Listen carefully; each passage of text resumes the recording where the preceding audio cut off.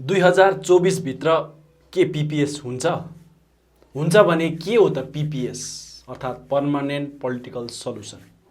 के भाजपा इमान्दार छन् होला पीपीएस र 11 जातलाई जनजाति बनाउने मुद्दालाई लिएर? अहिले सांसदको राजीनामाको किन उठ्दैछ माग? किन उत्तर बङ्गाल राज्यको उठ्दैछ कुरा? किन अलग उत्तर बङ्गाल राज्यको कुरा उठाउने सांसद मन्त्री बने तर अलग राज्यको मुद्दामा जित्ने सांसद मन्त्री बन्न सकेनन्? फेरि एक हुनुपर्छ भन्दै पहाडमा बुद्धिजीवीहरू किन बौरी उठ्दैछन् त? कहाँबाट तातियो यो सिक्किम विलयको मुद्दा? यो सब प्रश्नको उत्तर खोज्ने प्रयास गर्नेछौँ आजको यो प्रस्तुतिमा। नमस्कार, म नरेन्द्र तामाङ केटिभीमा यहाँलाई स्वागत जनाउँदछु। सर्वप्रथम कुरा गरौँ हाम्रो मूल मुद्दा गोर्खाल्यान्डको। किन अहिलेसम्मको यत्रो आन्दोलनले पनि गोर्खाल्यान्ड भएन? कहाँ फेल खाए त? 40 वर्ष भएछ अलग राज्य मागेको अनि आन्दोलन गरेको पनि। सुरुको दिनदेखि आन्दोलन गर्नेले आज 40 वर्षपछि पनि आएर भन्छन् हाम्रो नेता इमान्दार भएन, हाम्रो नेता सरकारको हातमा बिक्यो अनि हामी एक हुन सकेनौँ, त्यसैले हामीले आजसम्म गोर्खाल्यान्ड पाएनौँ। तर म भन्छु त्यो गलत हो। आजसम्म गोर्खाल्यान्ड नहुनुमा थुप्रै कारण छ। माग्नेहरूमा गोर्खाल्यान्डको अवधारणा नै स्पष्ट छैन। किन मागेको, कसको लागि मागेको र कसलाई मागेको स्पष्ट ज्ञान नै छैन। तर त्योभन्दा पनि बढी र मूल कारण भनेको हाम्रो क्षेत्रीय मुद्दाहरू तथा क्षेत्रीय समस्याहरू अनि हाम्रो राष्ट्रिय मुद्दा र राष्ट्रिय समस्याको सेग्रिगेसन अर्थात् अलग अलग नगरिनु नै हो। हाम्रो समस्या भनेको पहाडको 3 थुम्का तराई डुवर्सको क्षेत्रको मात्र हो कि भारतभरि छरेर बसेको गोर्खाहरूको हो, त्यो स्पष्टै छैन। अनि दुईवटा खज्याङ मज्याङ हुँदा नै डिजिएचसी, जिटिए र यो जिटिए 2 जस्ता व्यवस्थाहरूले जन्म लिने गर्दछ। मुद्दाको लागि काम गर्ने हो भने कुन मुद्दा? पहाडको गोर्खाको मुद्दा कि भारतभरि छरेर बसेको गोर्खाहरूको मुद्दा? सो स्पष्ट भएको हुनु जरुरी छ। भन्नलाई सबैले गोर्खा जाति र देशभरिको गोर्खाहरूको कुरा गर्छन्, तर ध्यान चाहिँ पहाडमा नै सीमित भनौँ केन्द्रित हुने गर्छ। गोर्खाहरूको राष्ट्रिय मुद्दा मात्र छ, राष्ट्रिय स्तरको समस्या मात्र छ भन्न खोजेको पनि होइन। गोर्खाहरूको क्षेत्रीय मुद्दा र समस्या पनि छ। यता पहाडमा त्यस्तै हो, उता आसाम र उत्तर पूर्वी राज्यहरूमा पनि गोर्खाहरूको त्यस्तै समस्या छ। देहरादुन र दिल्लीमा पनि गोर्खाहरूको आफ्नै समस्या छ। त्यो समस्याको निम्ति पनि लड्नुपर्छ, काम गर्नुपर्छ। तर त्यो क्षेत्रीय समस्याहरूलाई गोर्खाहरूको राष्ट्रिय समस्या र राष्ट्रिय मुद्दामा लगेर मिसाउनु नै गल्ती भइरहेको छ। यत्रो 40 वर्षको आन्दोलनले हामीलाई भलै केही सफलता दिएन होला, तर केही शिक्षा त दिएको छ नि। तर त्यो शिक्षाबाट कहिले सिक्ने अनि अघिको यात्रा तय गरेर सफलता प्राप्त गर्ने, त्यो ठुलो प्रश्न खडा भएको छ। आजको दिनमा पनि बुद्धिजीवी र सिनियर गोर्खाल्यान्डका योद्धाहरूले हरेस खाएका छैनन्। राम्रो हो, काम गर्दैछन्, बोल्दैछन्, तर गोर्खा र गोर्खाल्यान्डको कुरा गर्दा गर्दै जिटिएमा नै गएर टुङ्गिन्छ। आखिर किन? जम्मै राजनीतिक यो गोर्खाल्यान्ड माग्ने दलहरू, विचारधारा ग्रुपहरू, जम्मै राजनीतिक दलहरू, सर संस्थाहरू, व्यक्ति विशेषहरू, युवाहरू, लेखकहरू, कवि, छात्र छात्राहरू, कलाकारहरू जम्मै एउटा मञ्चमा आएर परामर्श गरेर यो कुरालाई अगाडि कसरी बढाउने भन्ने कुरामा हामीले विचार विमर्श गरौँ न भन्ने चाहिँ हाम्रो यो कसरत हो। र हामी सबै मिल्यो भने सरकारले पनि 10 पल्ट सोच्नुपर्ने भन्ने हाम्रो विचार छ। जिटिए त हामीले त भन्यो हाम्रो विचार छ कि जिटिए चाहिँ एउटा अब्स्ट्रक्सन हो। अब्स्ट्रक्सनको कारण म बताइदिन्छु। किनभने यो चाहिँ जसले दिँदैन भन्छ सरकारको लागि त्यो एउटा इन्डाइरेक्टली त्यसलाई अडचन बनाउने एउटा माध्यम हो अब्स्ट्रक्सनको लागि। यहाँ गोर्खाल्यान्डको लागि एक हुनुपर्छ भन्ने र एक गराउने प्रयास गर्नेहरूले सुबुकदेखि उता र पञ्चनदीदेखि उता सोचेकै हुँदैन। पहाडको सबै दल र अराजनीतिक सङ्गठन एक भयो भने भइहाल्छ भन्ने सोचमा नै छन्। खै देशभरिको गोर्खाहरूको प्रतिनिधित्व, खै देशभरिका गोर्खाहरूको सहभागिताको कुरा? प्रस्तावित गोर्खाल्यान्ड क्षेत्रकाहरूले देशभरिको गोर्खालाई सोच्दैन भने देशभरिका गोर्खाहरूले प्रस्तावित गोर्खाल्यान्ड क्षेत्रलाई सम्झने फुर्सद होला र? आन्दोलन दिल्लीमुखी बनाउनुपर्छ, आन्दोलन राष्ट्रिय स्तरको हुनुपर्छ भन्ने कुरा त धेरै गर्छौँ, तर दिल्लीमा गएर सेमिनार गर्नु र जन्तर मन्तरमा धर्ना दिनु नै दिल्लीमुखी आन्दोलन र राष्ट्रिय स्तरको आन्दोलन हो भन्ने भुल धारणा आज पनि सबैले पालेर राखेकै देखिन्छ। डाक्टर महेन्द्र पी लामा जस्ता व्यक्तिले अहिले सुनौलो मौका हो, केन्द्र र राज्य जुझिरहेको बेला हामीले केही हात पार्नुपर्छ भनिरहेका छन्। यति यो एउटा अति नै कस्तो भन्दाखेरि महत्त्वपूर्ण क्षण छ अहिले भारत सरकार र पश्चिम बङ्गाल सरकारको बिचमा जो एउटा स्वस्थ टक्कर छ। अनि भारत सरकारले पनि केही दिन्छु दार्जिलिङलाई, बङ्गाल सरकारले पनि केही दिन्छु भनेर उनीहरूमा जो प्रतिस्पर्धा होडबाजी कम्पिटिसन भइरहेको छ, यो कम्पिटिसनबाट केही ठोस कुरो निक्लेर आउनु अगाडि यस किसिमको मर्जरहरूको मुद्दा ल्याउँदाखेरि अब हामीले अर्को फेरि धोका पाउँछौँ। धन्यवाद। यति बेला केही नहेरौँ, खालि यो टक्करको दुईजना बिचको जो टक्कर छ त्यो टक्करको फाइदा उठाउँ, होइन? केन्द्र र राज्य दुवैले दिन्छु भनेको बेला लिइहाल्नुपर्छ। केन्द्र र राज्यले दिन्छु भनेको कुरा के गोर्खाल्यान्ड हो र लिइहाल्नु? ल गोर्खाल्यान्ड होइन अरे, अरू नै व्यवस्था अरे, तर के त्यो व्यवस्था सारा देशको गोर्खाहरूको लागि हुनेछ कि पहाडको गोर्खाहरूको लागि मात्र? प्रश्न त यहाँ छ नि। एक त हाम्रो मुद्दा भनेको केन्द्र र राज्यको जुझाइमा फत्ते हुने मुद्दा हो र? कहिले केन्द्र र राज्य झगडा पर्छ अनि हाम्रो मुद्दा फुत्काउँ भन्ने मुद्दा हाम्रो हो र? हाम्रो मुद्दा र माग अनि समस्याको समाधानको निम्ति राज्य सरकार कुनै हालतमा सरकार राख्ने पार्टी हो र? के हामीले राज्यले दिने समाधानको लागि लडेका हौँ? त्यसैले बुद्धिजीवीहरू पनि कन्फ्युज देखिँदैछ। पहाडको लागि सोचेर केही दिन्छ थापिहाल्नुपर्छ भनिरहेको बुझिन्छ, जबकि यहाँ सारा देशको 1.5 करोड गोर्खाको आत्मसम्मान र चिन्हारीको सवाल छ। त्यसैले अब मुद्दाको कुरा गर्ने हो भने सबैभन्दा पहिले क्षेत्रीय मुद्दा र राष्ट्रिय मुद्दा अलग अलग गराइनु नै प्रथम काम हुनुपर्छ। भाजपाले पिपिएस दिनेछ त? के होला त्यो पिपिएस? 2009, 2014 अनि 2019मा आफ्नो सङ्कल्प पत्रमा पहाड र तराई डुवर्सको स्थायी राजनीतिक समाधान गरिदिन्छु भन्ने भाजपाले 2021 अघि केही गर्छ भन्ने आशा सबैले पालेर राखेका थिए। भोट माग्न आउने भाजपाका नेताहरूले 2021 अघि नै केही हुन्छ भनेर किटान पनि गरे। भाजपालाई सघाएर पिपिएस हुन्छ भन्ने आशा गर्नेहरू मध्येका एक नेताले त वान फाइन मर्निङमा हामी ट्राइबल भइरहेको हुनेछौँ पनि भने, तर 2021 सम्ममा केही भएन। प्रश्न गर्दा उत्तर दियो भाजपाले गर्छु भनेको छ नि, गर्छ। 2021 मा नै गर्छु कहाँ भनेको थियो र? अझै समय छ, 2024 भित्र गर्छ भन्यो। हामीले अझै प्रश्न गर्यौँ 2021 मा गर्छु भनेर भनेको थिएन, ठिक हो, तर 2024 सम्म गर्छु भनेर पनि कहाँ भनेको छ, कहाँ लेखेको छ भनेर सोद्धा उत्तर छैन गोर्खा भाजपा नेताहरूमा। बरु अझै किटान गरेर भन्दैछन् 2024 अघि अवश्य हुनेछ भनेर। भाजपा दार्जिलिङ जिल्लाका अध्यक्षको आत्मविश्वास हेर्नुहोस्। मैले भने पिपिएस यो अब 370 जस्तो त होइन समाधान भयो भने पिपिएस पनि समाधान हुन्छ, हो कि? हाम्रो मुद्दाको मियाद हो 2024, होइन? तर पनि 2024 पूर्ण हुँदैन, 2024 सम्मको मियाद बुझ्नुभयो, त्यो भित्र पुरा हुनुपर्छ, त्यो विश्वास छ हाम्रो। चुनाव अघि जुन आत्मविश्वासको साथमा केन्द्रीय भाजपाले पिपिएस गरिदिन्छु भने, त्योभन्दा बढी आत्मविश्वासको साथमा पहाडका गोर्खा भाजपाले 2024 अघि पिपिएस हुन्छ भनिरहेका छन्। जिल्ला भाजपा अध्यक्ष प्रोफेसर कल्याण देवानको यो आत्मविश्वास यथार्थमा परिवर्तन होस्, हामी पनि यही कामना गर्छौँ। तर के साँच्चै 2024 अघि पिपिएस हुन्छ त? के यो कुरा अहिले नै मनन गर्नु जरुरी छैन? मनन गरेर दबाब दिने काम गर्न जरुरी छैन? 2024 मा फेरि अर्को ललिपपमा झुकिने? नाच्नु जान्ने मान्छेको उसको खुट्टा हल्लाइबाटै चिनिन्छ भनेको जस्तो पिपिएस दिने दल र सरकारको पनि दिने हो कि नदिने हो त्यो उनीहरूको मानसिकताबाट नै चिनिन्छ। अनि अहिलेसम्म चिनिएको मानसिकताले त भाजपा पहाड र गोर्खालाई लिएर कुनै पनि हालतमा इमान्दार छैन, तर आफ्नो इमान्दारिता प्रमाण गर्ने एउटा सुनौलो अवसर भने छ। अनि यो अन्तिम अवसर पनि हो। देशभरिका गोर्खाहरूको चिनारीको समस्या समाधान कसैले गर्नु सक्छ भने अहिलेको समयमा त्यो भाजपा मात्र हो।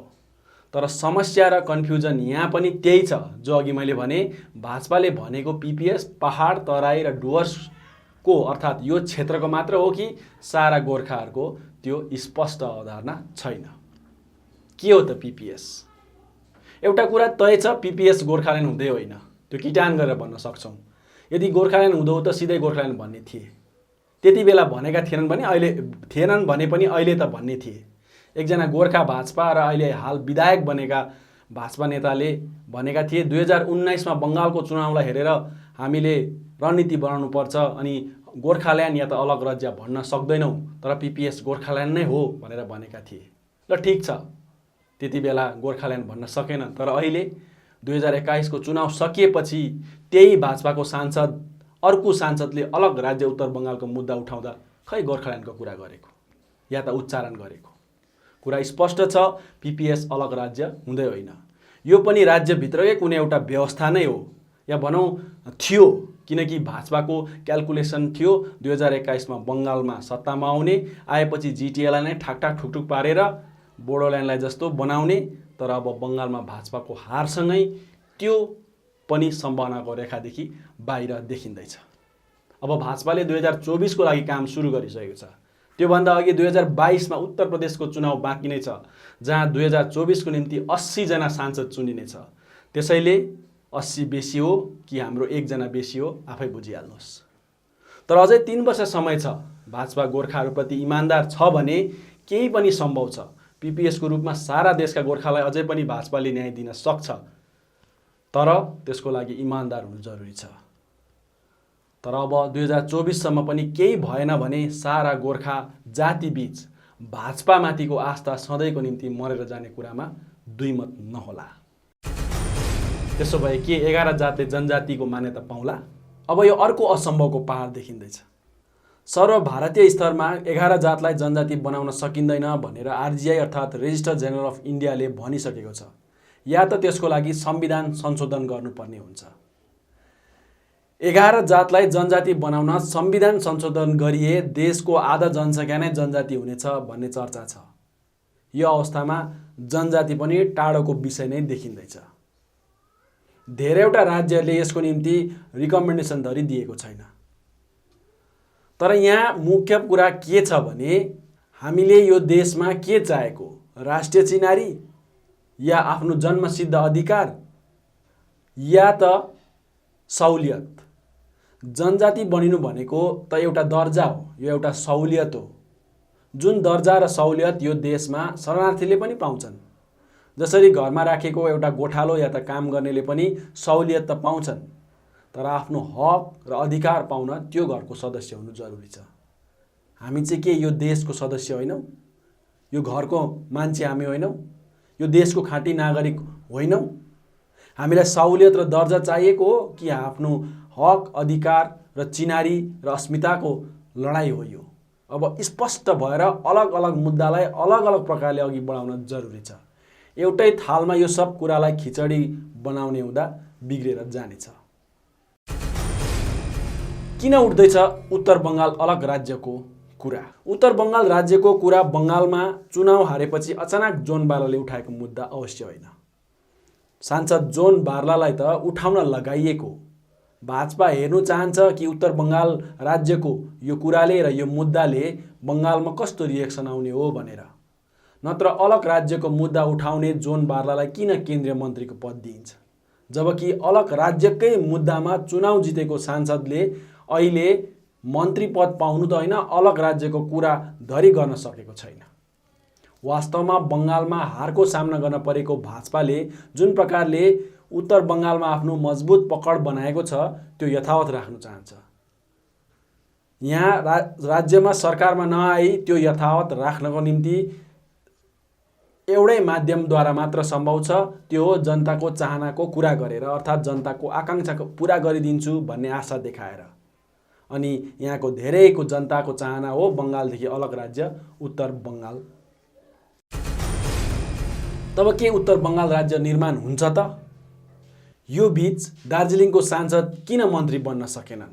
वास्तवमा उत्तर बङ्गाल राज्यको कुरा पनि उत्तर बङ्गालको जनताको निम्ति भाजपाको एउटा नयाँ अर्को ललिपप हो। यो मुद्दा देखाएर उत्तर बङ्गालमा आफ्नो पकड मजबुत भएको कायम राख्न चाहन्छ भाजपाले यही मुद्दा देखाएर अब 2024 को चुनावमा आफ्नो दबदबा कायम राख्ने प्रयास गर्नेछ उत्तर बङ्गालमा। त्यसैले उत्तर बङ्गाल राज्य पनि केवल अर्को स्टन्ट मात्र हो भन्दा अत्युक्त नहोला। त्यसैले नै हो उत्तर बङ्गालबाट मात्र केन्द्रमा नयाँ मन्त्रीमण्डलमा 2 जना मन्त्री बनेका छन्। उत्तर बङ्गालको मुद्दा बोकेको खण्डमा पार्टीलाई फाइदा, तर गोर्खाल्यान्डको मुद्दा बोकेको खण्डमा पार्टीलाई नोक्सान मात्र। त्यसैले हो दार्जिलिङको सांसद मन्त्री बन्न सकेनन्। किन उठ्दैछ पहाडमा सांसदको राजीनामाको माग? के यो सही हो?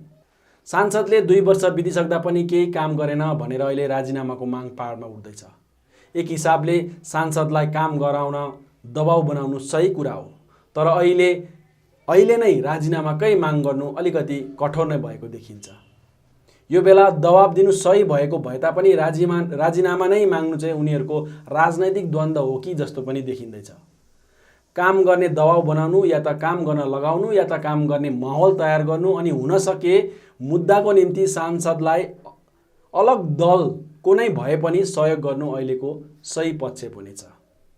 अर्कोतिर भाजपा र सांसद पनि यदि मुद्दा र आफूले दिएको वचनप्रति इमान्दार छन् भने यो बेला काम गर्न दबाब दिनेहरूलाई तिमीहरू त नोटाभन्दा कम भोट पाउनेहरू हो, हामीलाई दबाब दिने कुनै अधिकार छैन भन्नुभन्दा त्यो दबाबलाई सकारात्मक लिएर काम गर्नुपट्टि ध्यान दिए असल हुने देखिन्छ।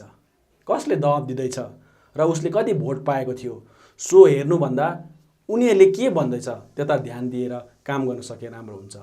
जुन देखाउने हात नहेरेर जुन हेर्यो भने असल हुनेछ।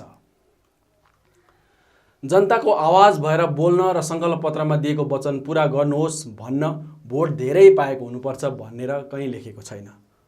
फेरि के गर्दैछौ भनेर प्रश्न गर्दा हाम्रो सांसदले जति अहिलेसम्म कुनै पनि सांसदले कहिले बोलेको थिएन, हाम्रो मुद्दा कुनै कतिपल्ट सदनमा उठ्यो भनेर जस्टिफिकेसन नदिएकै राम्रो हुन्छ। सांसदले कतिपल्ट बोल्यो त्यो म्याटर गर्दैन, तर गरिदिन्छु भनेको मुद्दा कहाँसम्म पुग्यो, के काम हुँदैछ अनि कहिले फत्ते हुन्छ त्यस कुराले म्याटर गर्छ।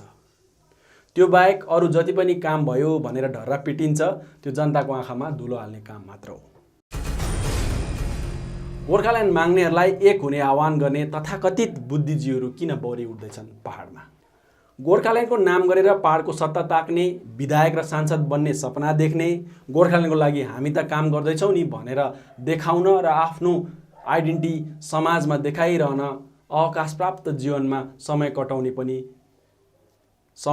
पनि हुने, केही काम गर्दैछु भन्नु पनि बेला बेला गोर्खाल्यान्डको आवाज उठिबस्छ। अहिले पनि त्यही भएको हो। अघि भनेको जस्तो 40 वर्षको अनुभव बटुलेर पनि नयाँ कुरा केही गर्दैन।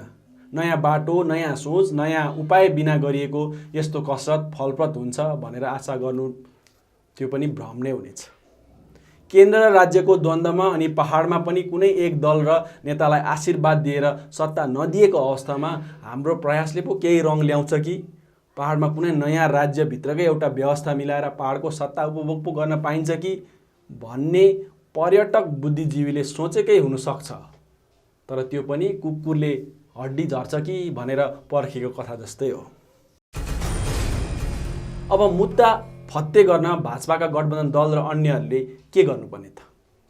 अब 3 वर्षभन्दा कम समय छ हातमा, केही नहुने रहेछ भनेर गठबन्धन दलहरूले भाका फेर्नु र गोरामुमोले हाम्रो पिपिएस त छैटौँ अनुसूची नै हो भन्नुको सट्टा केन्द्रमा सांसदलाई लगाएर दबाब बनाउने काम सुरु गर्नु एकदमै जरुरी छ।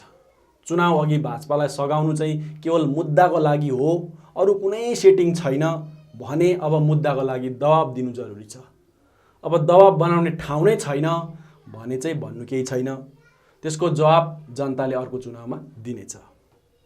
चुनाव अघि घुँडा धसेर एकचोटि भए पनि गृहमन्त्रीलाई भेट्ने गठबन्धन दलहरू गोरामुमो, क्रामाक्पा, अवाघोली, गोरानिमो, सुमोटी मोर्चा अनि अरू अराजनीतिक सङ्गठनहरू साथै पहाडमा रहेको अन्य राजनीतिक अनि अराजनीतिक दलहरू पनि अब दबाब दिने काम गरेन भने अर्को चुनाव आउँदा ढिलो भइसकेको हुनेछ। चुनाव जितेर काम गर्न स्टियरिङ कमिटी बनाउने भनेको 2 वर्ष बितेर गयो, सिनका वरको पर सरेको छैन। सुरुमा स्टेरिङ कमिटी बनिनुमा विमल गुरुङको दोष छ भनेर भनियो, प्रतिनिधिको नाम नै दिएन भनेर। तर विगत 9 महिनादेखि त्यहाँ विमल गुरुङ छैन। नहुँदा पनि त स्टेरिङ कमिटी बनिएको छैन, न त कुनै काम नै भएको छ। अब गठबन्धनमा नरहेको अन्य राजनीतिक दलहरूले पनि दबावको राजनीति सुरु गर्न जरुरी छ। पहाडको शक्तिशाली दल गोजमु, विमल खेमा र विनय खेमा त अहिले कताको मुद्दा कताको गोर्खाल्यान्ड, पहाडको सत्ताको दौडमा नै स्यास्या र फ्याफ्या छ। तर यो पनि ठिकै हो। मैले सुरुमा भने जस्तो मुद्दा सेग्रिगेट भइरहेको छ। जसले पहाडको सत्ताको राजनीति गर्दैछन् गरून्, किनकि त्यो पनि गर्नुपर्ने काम हो। तर कुरा त त्यति बेला बिग्रिन्छ जब पहाडको सत्तामा बस्ने र सत्ता ताक्नेले नै सारा गोर्खाको पनि कुरा गर्छ। त्यसैले यो ठिकै अवस्था बनिरहेको देखिँदैछ। अब पहाडको मुद्दा, पहाडको विकास, यहाँको बेकारी समस्या, पानी, बाटो, झोडा, नाला गर्नेले ध्यान लगाएर त्यही काम गरून्, किनकि त्यो पनि गर्नुपर्ने काम हो भने अर्कोतिर जाति, मुद्दा र गोर्खाल्यान्डको कुरा गर्नेले त्यही ध्यान दिएर गरून्, त्यो झोडा नालामा उनीहरूले ध्यान नदिउन्। यो बीच सिक्किम विलयको किन उठ्दैछ माग? दार्जिलिङलाई सिक्किममा विलय गर्नुपर्छ भन्ने माग पनि नयाँ होइन, यो समय समयमा उठ्दै गर्छ। तर यसमा जनतालाई खासै चासो हुँदैन। यो पालि भने सिक्किमले उक्त कुराको निकै विरोध गर्दा यो मुद्दाले ठाउँ पाएको मात्र हो। सिक्किमको वर्तमान सरकार यो मुद्दामा गम्भीर हुनु हो भने अस्ति नै विधानसभामा प्रस्ताव पारित गरिसक्ने थियो। त्यो गर्न सक्दैन। आफ्नो राजनैतिक रोटी सेक्न यसको विरोध गर्नै पर्छ, त्यसैले गरिएको हो। यता दार्जिलिङमा एउटा दल नै छ जसको अस्तित्व यही मुद्दाले बचाएको छ। कुरा यति नै हो। इतिहासको आधारमा सिक्किममा विलय हुनुपर्छ भन्ने कुरामा कुनै दम छैन। इतिहासको आधारमा राजनैतिक निर्णय कहिले लिइँदैन। फेरि यो हुनु सक्दैन भनेर विरोध गर्नेहरूकोमा पनि कुनै दम छैन। भोलि देश हितमा यो कदम चाल्नु परेको खण्डमा विरोध गर्नेहरूले रोक्नै सक्ने छैन अनि समर्थन गर्नेहरूले पनि जबरजस्ती गर्नै पर्छ भनेर सरकारलाई झुकाउन सक्दैन।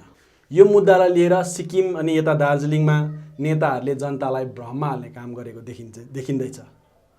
र यो दार्जिलिङ सिक्किम विलयको मुद्दामा विस्तृत रूपमा म अघिल्लो प्रस्तुतिमा चर्चा गर्नेछु। अन्तमा अब जे हुनेछ सो 2024 अघि नै हुनेछ। भाजपा गोर्खाहरूप्रति इमान्दार छ कि छैन त्यो प्रमाण हुनेछ। गोर्खाल्यान्ड हुने हो कि होइन, या त अब केही नयाँ बाटो र नयाँ सोच ल्याउनु पर्ने हो, त्यो पनि 2024 अघि नै तय हुनेछ। भाजपालाई सघाउने दलहरूको के हालत हुनेछ त्यो पनि 2024 सम्ममा तय हुनेछ। पिपिएस चाहिँ यथार्थ हो कि हावा मिठाई हो त्यो पनि 2024 अघि तय हुनेछ। अहिलेको निम्ति 2024 सम्म पर्खिनु नै अन्तिम विकल्प हो। तर यो बीच भाजपालाई दबाउ बनाइराख्नु सबैको कर्तव्य हो। नत्र चुनाव अघि मात्र झस्किएर गोर्खाल्यान्ड र गोर्खाहरूलाई केही गरिदिन्छु भन्ने भाजपा चुनाव नउन्जेल निदाइरहेको अवस्थामा नै हुनेछ। धन्यवाद।